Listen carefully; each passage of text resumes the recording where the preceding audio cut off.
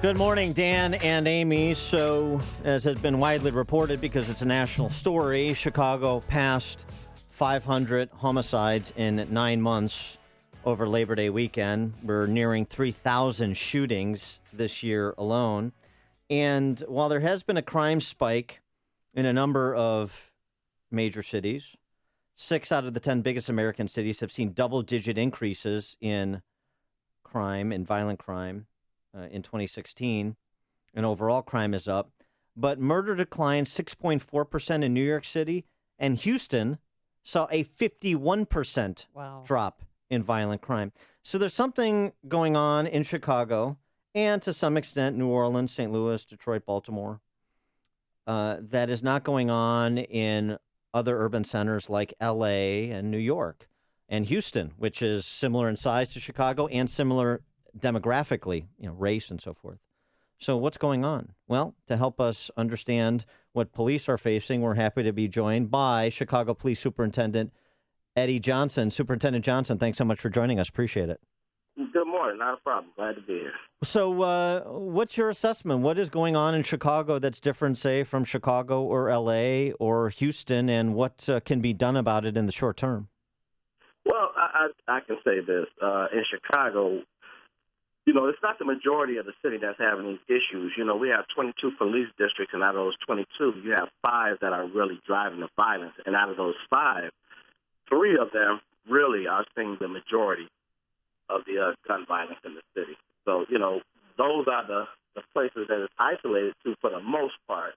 But, as I've said time and time again, our violence is really driven by about 1,400 individuals who are repeat gun offenders. And those are the individuals that are really driving our crime. Well, how can we get those individuals off the streets? I know if you look at Chicago compared to New York and L.A., if you are caught in possession with an illegal weapon, you get 1 year in jail. In New York, it's 3.5 years. Right. Well, I say this. The biggest difference between Chicago and L.A. And New York is this. L.A. and New York have real strict sentencing laws as opposed to Chicago. So in New York, if you get caught with a gun the first time around, you do 3.5 years in prison, no matter what. In L.A., they have a thing called use a gun and you're done, which simply means if you use a gun in the commission of a crime, you get 10 years tacked on for displaying it, for firing it, for using it. So there's multipliers on there. So those 2 cities have stricter gun sentencing laws. So if we can get that will help us hold these repeat offenders more accountable. FOP President Dean Angelo has also said that what Chicago police need is more Chicago police, more manpower. And last week there was an indication from the mayor's office that finally more manpower may be forthcoming. What's your assessment of the manpower levels in the department and the need for more officers? Is that something that would aid the effort? Well, I'll tell you this, Dan. There's probably not a police executive in the world that would turn down additional manpower. Right. But I'll say this. I'll let the mayor talk about that in the coming weeks. But he and I discuss that quite frequently. And, more than manpower, we have to ensure that we use the manpower that we have efficiently, So that's part of the puzzle also, So additional resources is always a good thing, but we have to make sure we're doing the right thing with the people that we have. Now, I watched your interview last night on NBC Nightly News, and you said it's not a police issue. This is a society issue. Can you explain?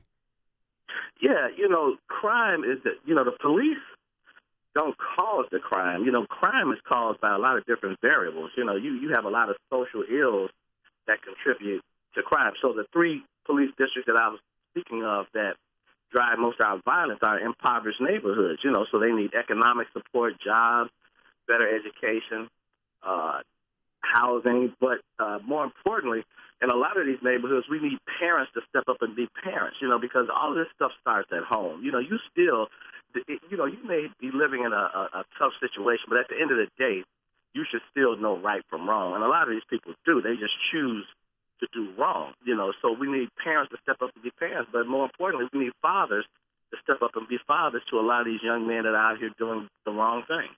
What's your assessment? I mean, I completely agree with that sentiment, and that's not something that the government can force. It's not something that police can be responsible for. You can't raise children.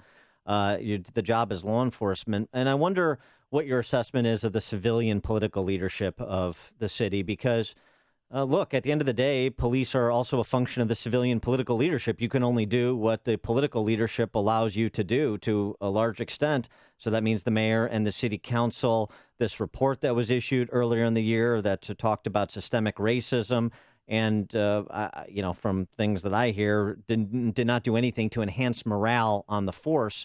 I wonder what grade or what assessment you would give the civilian political leadership in helping you do the job that you're charged to do.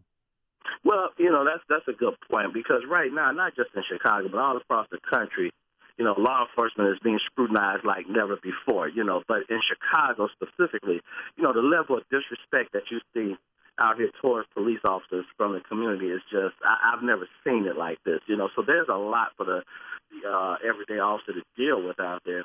But now the mayor has given us a lot of support. Of course, in the beginning of the year, we got off to a rough start, after the Laquan McDonald video and, the changing of state laws concerning how we document our interactions with civilians. But the officers out there are working hard, but I have to be honest and say that they are concerned that they be the next viral video, because let's face it, they're people too. They're not robots, and they have families to support. So they are concerned about the support they get from not just the elected officials, but the community at large. Yeah, I know that you have a lot of support among the rank and file. All the police officers that I know really respect you. They like you. I mean, even over Labor Day weekend, you were out patrolling during the 3-day holiday weekend. And what did you see? Yeah, well, I was out there, and I think it's good to be out there. That's actually one of the things I like to do most, is still be out there with the troops. But what I saw was officers working hard, but again, we get groups of individuals out there mocking police and just being disrespectful, and that makes the job difficult. And anybody that thinks being a police officer is easy, that's because they've never done it. And the majority of your police force in Chicago are professional and are out there trying to do the right thing. Now, do we have some issues? Yeah, we do. I would never try to pretend like we're a perfect agency, because we're not. But my challenge is to root out the individuals that don't want to do the job correctly, and it's not that many of them, but there are those there that do that. But I see that, when I was out there this weekend, I just saw tons of people everywhere, and like I said, again, I backed up some officers on street stops or traffic stops, and there is a sentiment out there with the public regarding the police that they don't have to do what the police tell them to do, and that's just simply not the case. We're talking to Chicago Police Superintendent Eddie Johnson, and I wonder if some individuals that the television cameras love to go cover, listen to every utterance and report it to the public that you're describing. I wonder how they're impacting the job. You have sort of the curious argument made by the likes of Father Flager and others, including Black Lives Matter, that on the one hand, they want police to be defanged, and they don't want to abide what police tell them, as you suggested. And on the other hand, they're calling for the governor to call a state of emergency and bring in the National Guard or some kind of federal assistance.